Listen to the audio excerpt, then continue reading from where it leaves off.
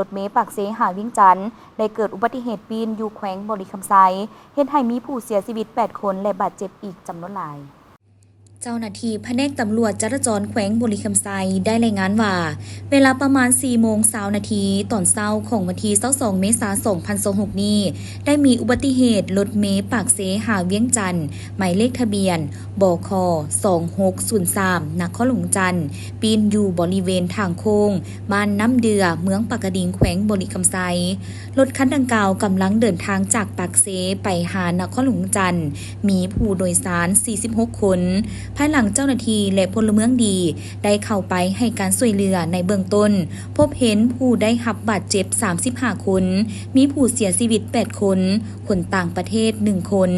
ส่วนสาเหตุของการเกิดอุบัติเหตุครั้งนี้เจ้าหน้าที่รายงานตอนเกิดเหตุแม่นฝนตกทั้งมื้อและรถคันดังกล่าวแล่นไว้